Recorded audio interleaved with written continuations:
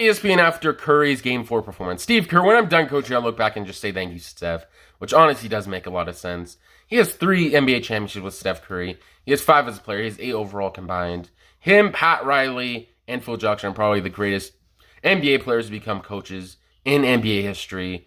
Phil with 11 rings. Pat Riley, I think, with about 5 or 4, somewhere around there. But overall, Steve Kerr, you have to put on that list of one of the greatest players to ever coach in the NBA. And he could low-key be one of the greatest coaches by the time he's done.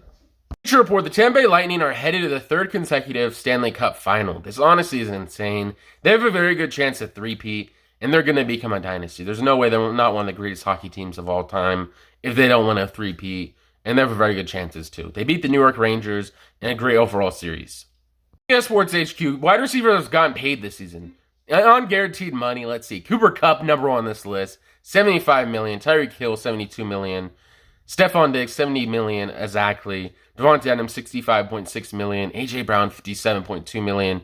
DJ Moore, $41.6 million. Chris Godwin, $40 million. And Mike Williams, $40 million as well. Chris Godwin was honestly at a steal, in my opinion.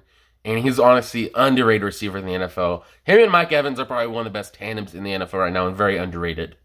Illustrate, name your NBA Mount Rushmore. Here's my Mount Rushmore. 4 people on this list.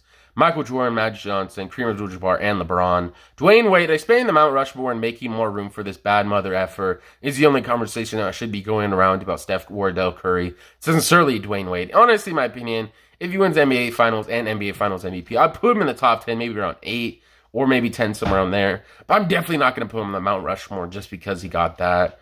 But where are you going to put him? And do you agree with what Dwayne Wade is saying? And what's your take on this? Illustrated, where the 90s were the greatest era of NBA basketball. Our era was defensive, being rough, getting out there and getting it done. The era is about shooting threes, getting up, down, and entertainment. I think the 90s was the best era ever. What do you think about this? In my opinion, I think the era I live in is the best one. So he played in the area, so of course he's going to think that's the best one.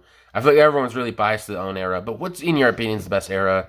This, entertainment-wise, is probably the most entertaining because the highest scoring, the most flashiest players, and probably the highest paid players of all time in general. But what do you think about this? Are the 90s the better era? Report Bleacher Report walk-off. First team to wear pride caps in the same MLB game. People were getting mad about this. Talking about making race jokes about them not wanting to do that in the jerseys. And pretty much saying 2 California teams really just getting mad at this. I don't get why they're getting so triggered. And they should honestly be happy about this.